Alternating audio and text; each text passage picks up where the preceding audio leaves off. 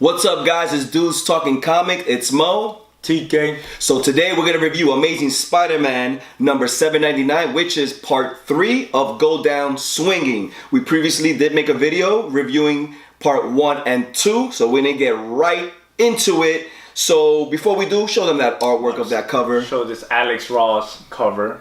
We got the Red Goblin. Detail is amazing. It seems like he's on top of a bunch of our heroes. We're going to try and defeat this evildoer. Bunch of bodies laid out. Bodies there. So we're gonna get right into it, and this takes place as soon as Red Goblin defeated Spider-Man. And what is Peter Parker doing right now? Peter Parker is now hidden in an Oscorp. I almost said Oscorp. Oscorp. Oscorp. I don't know what building this is. I feel like he has so many abandoned buildings now, but I guess that's the main one. So he's there. He's all broken up. He's trying to communicate with all the other heroes, all the other Spidey heroes, if you want to say. And he does get in contact with them. There's only one, I guess, that's different. Human Torch. Yeah. But he gets in contact with Human Torch, Silk, Miles Morales, Anti-Venom. And what's Clayton? There is another one there that's dressed up like a Spider-Man, has like a white suit. His name is like Clayton Cole. So just to set it up, remember in that little pact or deal that he made with Red Goblin, he did tell him, you need to go away. Spider-Man needs to go away. So I don't want to see you ever around. That bargain. Yeah, because he knows his secret identity. So now Peter Parker's worried for his loved one. So you have Human Torch, who's looking after Mary Jane. We have Miles Morales, who's looking after Aunt May. We have Silk, who is near the damage. At the rubble. Yeah, at the rubble of the Daily Bugle. the rubble. The you know, Bugle, yeah. Just like the previous video, there was an explosion that set off and destroyed the Daily Bugle. I keep mumbling, Daily Bugle. So she's there. She's like, everything's fine. And Agent Anti-Venom he gets in contact with him, and he's kind of telling him, I need you to look after J. Jonah Jameson. Triple J. Yep, so he has a team out there looking after people that are really close to him, so he's in the background. His loved ones? Can we say his loved ones? Yeah, these are important people, like his loved ones. Do we consider J. Jonah Jameson a loved one? Well, we all know that he always had an issue with him, but they've come to an understanding these last recent years, and they've kind of become friends, homies, you know what I mean? Homies, pillow talk. So where do we go from here? So yeah, he is hiding in Oscorp. We quickly go into Norman Osborn, his son's wife, and somebody, and they wake up. Remember, he tranquilized by the babysitter. They got tranquilized, by that babysitter. Now, we were like, oh my God, this babysitter is evil. She's working with Norman Osborn. We don't know anything yet. We're going to get into detail about her a little bit later. So they wake up and they're like, oh my God, she kidnapped our children. They have two boys. And they're freaking out because they're like, oh my God, I'm pretty sure this has to do with Norman Osborn. The wife's like, I got this. I put little tracers on the boys. No, Harry Osborn's like, whoa. That's a little. I mean, it's understandable, and I guess at this modern age, like if I had a kid, obviously I'd put mad tracers all over. Oh yeah, you know. But it seems like he didn't know. It's still a surprise, and you know, if somebody comes up to you and be like, your kid has a tracer on him. She's like, I'm a billionaire. Of course, I'm gonna go ahead and put a tracer on my children. And he's like, all right. Okay. He's like, as long as we find them. No, yeah. So, we did mention that Anti-Venom is kind of looking after J. Jonah Jameson.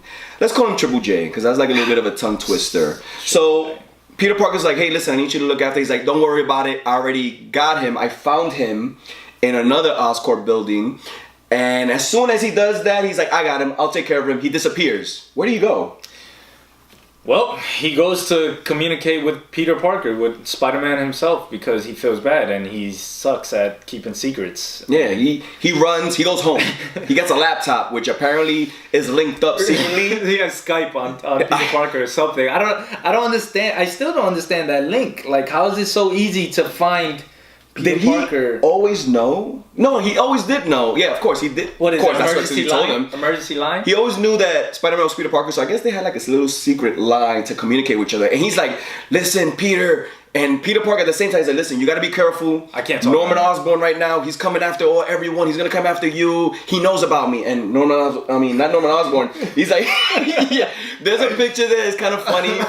So J. Jonah, he's like, it was my fault, man. It was my fault. Now he knows. It was me that gave up your identity. I'm so sorry. He was trying so hard to get info, and I was like, no, and it slipped up. Peter Parker's like, what? I feel it was so bad. I feel so bad because he was like, I guess, tortured in a way. Can you guys like zoom into his face? Can you do his face? His face is like. I'll try my best. Let's see if we zoom in. Let's do it together. I just felt ugly as hell. He felt terrible. Yeah. Because if you guys know the history of them too, you know, Jameson has always had a thing with him. He always was against Spider-Man. And eventually during the years, they've kind of like become friends. So he kind of feels betrayed, but why? Who? Oh, Spider-Man? Because, you know, the whole time, I guess they're building their relationship, their friendship and everything like that. So getting to that point, like, all right, now we're cool. We're on the same side. We're actually friends. And then to find out that he's the one that spilled the beans. He's the one that told Red Goblin, like, who he is. His identity, the most important thing. So, yeah, that's a big impact to Spider-Man. I can't blame him if he thinks, like, hey, he's like Triple J is against me. He's, like, doubting him. He's like, have we been cool all this time? And maybe that was your opportunity. Or you're fake. To, like, screw me over. Like, it's the impression that we got is, like, he's conflicted into believing Jameson. So that's something that's kind of very interesting for future issues. But he feels bad and he just hangs up on him. And he's feeling terrible. So from there, we go into the train station. So the wife and Harry Osborn, they make it to the train. They find the kids with the babysitter who tranquilized them. And the babysitter's kind of like, whoa, whoa, whoa, whoa, whoa. You guys can't be here. Yeah, get out of here. And they're like, you took our kids. You took our kids. You're holding my child right now. He's like, you don't understand. You don't understand. You probably led him to us now. The kids are in danger. And they're like, what the hell are you talking about? And who's creeping in the back?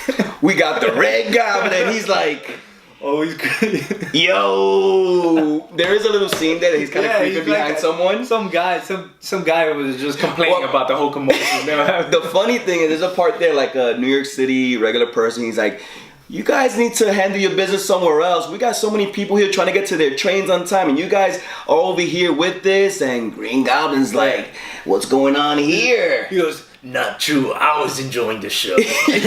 And there's the Red Goblin. He finds the kids. And the babysitter's like, oh my God, the children are in danger. And then the Red Goblin's like, well, it's a family reunion. I love the dialogue in here. Yeah, Harry Osborn's like, what the hell are you talking about? Surprise, who's got a kiss for Grandpa? And they're like, what do you mean family reunion?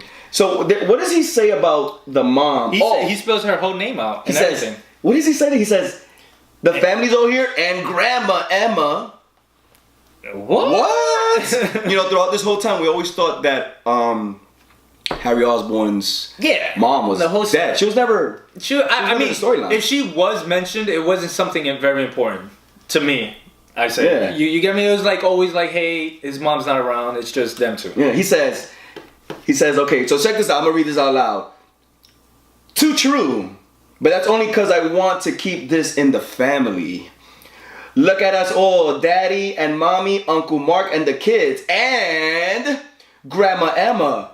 Or should I say, Emily Lehman Osborn. So she's alive. So we don't know if she's always been alive or she was brought back. I think she's always been alive, but she's been like hidden. Who knows? It's comic book, so it's complex because on top of that, like how many times Harry Osborn been in some shit, and you know, and she just comes out at the end like right now. But it's pretty cool. I'm still like, I like that surprise. Yeah, I was like, whoa, that's something that we're gonna like look into later on. So everybody's kind of like confused, but now you kind of know that the mom, the grandma, she was kind of protecting the kids because she knew Norman Osborn was going after them. Why did she know this? I guess we'll find out. They don't really mention anything in the comic book.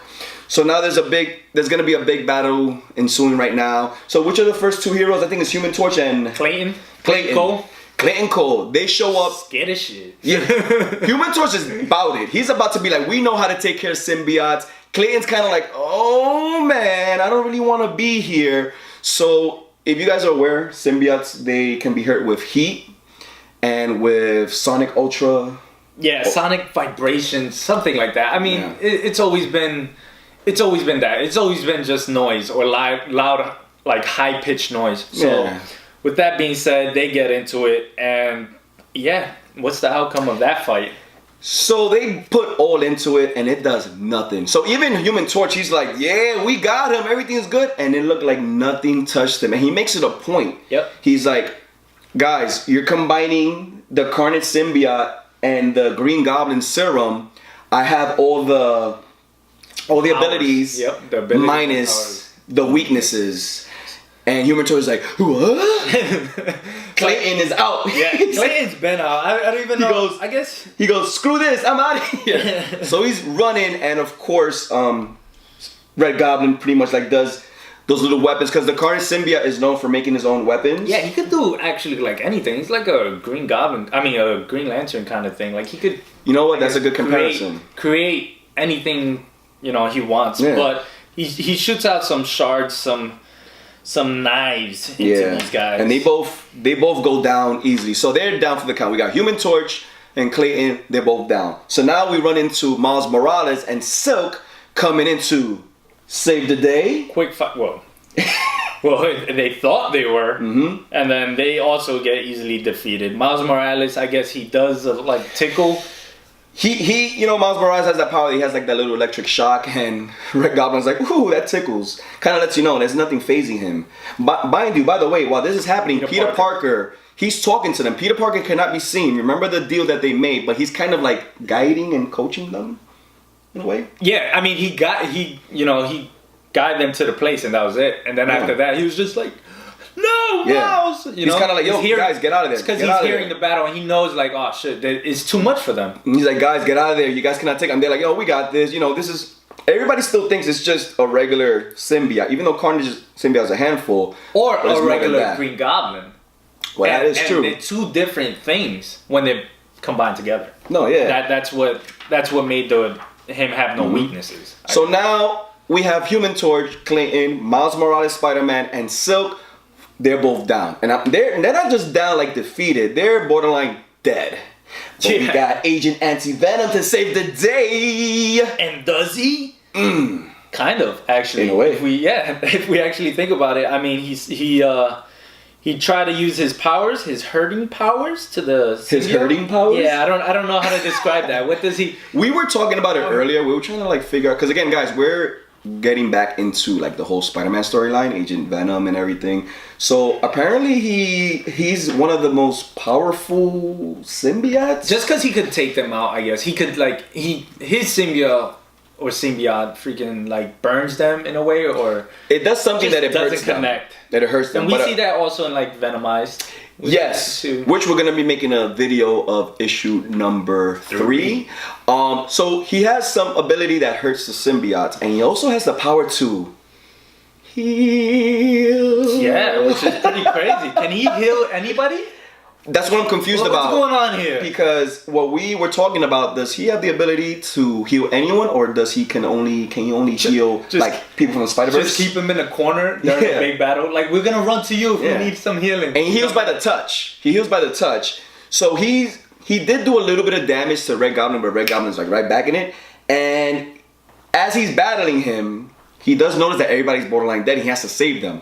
So he kind of needs to figure out either fight the Goblin or heal the ones that are borderline dead. So what is it that's going on? Because he's kind of like in between. So he's talking about it while he's fighting. He's like, man, I can't hurt him, because he does actually burn him. Yeah. So he's like, I can't hurt him, and we could keep fighting, but these guys are gonna die. And Red Goblin puts that out there. He's like, yeah, you could keep fighting me, but your homies, your boys and girls, the ones that are almost dead, they're gonna die. They're gonna die. So you have a decision to make. So he's in between. So he's like, he kind of hurts him, and he runs to save one of them. He heals one.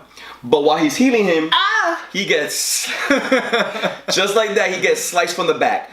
But now he's running to someone else. Meanwhile, while he's healing, he's getting hurt. Eventually, that leads to his defeat. He is now borderline dead. But before this is happening, Spider-Man, once again, he's in the office corp. He's hidden, and he's like, I gotta go there. I gotta sit here. Yeah, he's putting on his suit. He's like, I gotta get over there. Oh no, they're all gonna die. he knows what the issue is that he's seen there. But while he's getting over there, he's still not 100% healed. It's just like he's in between. He won't be able to do anything. Yeah, he's still not healed. His leg is messed up. His leg is messed up. He already had a fight at full power, couldn't win. Mm-hmm. You know, he's just gonna be another body on the ground. Yeah. So he's already made up his mind. I gotta show up and save my friends. So while the Red Goblin defeats everyone, he grabs the oldest son, his oldest grandson, and it looks like he's killing him, but what is it exactly that he's doing? He's converting him? It seems like he's making him, molding him into his own little Red Goblin. Yeah, he takes some of his symbiote and it goes into him, and he transforms into, it looks like a mini Red Goblin or a mini Carnage. So while he's being transformed, I think it's Red Goblin. Look at that. Yeah, it looks. Oh wow, that's a dope picture. He got the Goblin face. So he transforms into a mini Red Goblin. Before that, Spider-Man does arrive, but Red Goblin doesn't see him. And it looks like... he arrived too late. Yeah, he arrived too late. And Anti-Venom, he's pretty much dead, but whatever he has left, he touches him and he heals him. So now he's fully healed. He's feeling good, but he already pretty much turned the grandson into Red Goblin, and the issue That's where it ends there. Yeah. You know, the next issue is number 800, which is a big issue, and... Ooh, look at that artwork. Yeah, Alex Ross is doing it with this art. So pretty much in this issue, he defeats all of these people from the Spider-Verse that came here to help, and he turns his oldest grandson into a Red Goblin. Who is gonna stop this guy? TK? Who's he gonna call next? The Avengers? Like, do something. I mean, they made it seem like, oh, Anti-Venom, you know, he has the power to heal, and now he healed Spider-Man, and now his leg is back. Mm-hmm. Okay, that doesn't mean anything because his leg was damaged because of the fight he had at full power with at 100% healthy. Carnage. But he pretty much just have Red Carnage. Goblin, He annihilated him. Yeah. To the point that he had to retreat. He's like, man, I'm messed up. I gotta figure something out. And there's no plan formulated. There's nothing still. I mean, we can have our guesses as to what will happen, but to be honest with you, I have no idea, and that's what has me excited for number 800. You know what? Going through this, I have an idea of like kind of what would happen, or I'm predicting it. What do you think? And I think Triple J is gonna do something. I think he's the one that's gonna make a sacrifice, I guess. Because the whole how time, terrible he feels. Yeah, it's so clear how terrible he feels. He's like, I'm sorry. He does feel terrible about that. I slipped up. Yeah, what Who sacrifice? explains it like that? I slipped up. I mean, that's how he feels so terrible. Because remember, he didn't tell Red Goblin, well, at the time Green Goblin, Harry Osborn, Norman Osborn, he should have just the name. stood quiet. Why didn't he just stay quiet? He was trying to prove a point. You know, in the last issue, he's trying to prove a point. He's like, doesn't matter what you do to him, he's always going to come back. And then he brought up the Gwen Stacy incident, and that's what pretty much gave him the idea of like, I know who Spider-Man is. So he technically did not give him the name. He was just trying to prove a point, but that led to him figuring out who it was. I don't know. For some reason, I could see him doing like a sacrifice or something like that. Like, I wouldn't be surprised. Yeah, maybe it was all my fault. And then it goes deeper with the other issues before this. Like he starts talking about like, I know what it feels to lose somebody. He starts naming the people he lost and stuff like that. So I feel like when you usually in comics, when they go into characters like that and they start going through that emotional state and they feel a certain way, I feel like they make the biggest sacrifices. I feel like at the end they come out and be like, yeah, I'll take a bullet for you. You know what? Let's see. That's not so far-fetched, so maybe that could be. Because as of right now, there's no way Spider-Man can beat him alone. We've made that clear. So number 800... I'm very curious to see how this is going to end. I think we were talking about it. It might be the final issue, but there's so much that needs to go on before it ends. It might be a giant issue since it's number 800, or there is still a few more issues because that would be part 4, right? I could have sworn it was going to be a 5-part series. I might be wrong. I give this issue out of 4 stars. I'm really loving this storyline. I'm very intrigued as to how they will defeat the Red Goblin and what will Peter Parker do to figure it out. Yeah, I'm the same way. 4 stars. Even I could give it a 4.5. I don't know. I'm just really into it. I guess since we're jumping back onto Spider-Man, but I really liked Red Goblin. He wasn't a cheesy character as you would think, like, oh, they're mixing. But it came out great, and he's psychotic and everything, and the artwork, I guess the art is getting me as well, but the story itself, he's defeating everybody, he's making everybody look bad, including Peter Parker. Spider-Man's nothing to him. I can handle you, I need a greater foe, kind of thing. And yeah, I'm looking forward for the next issue. I can't wait. Awesome. So guys, that's our review from Amazing Spider-Man number 799, which is part 3 of Go Down Swinging. Just a reminder, please subscribe to our YouTube channel, Dudes Talking Comics. You can also go to our Instagram page, Dudes Talking Comics. And also we do have a podcast. Once again, Dudes Talking Comics. You can find us on iTunes. We have already 5 up there. We're gonna be working on Venomized issue number 3, so look out for that one. Other than that, this was fun, and guys, take care and enjoy. Any fun words? That's about it. All right, guys. Peace. DTC out. Tweet. Tweet. Tweet. Tweet. Tweet. Yo, you need to work on your sound effects.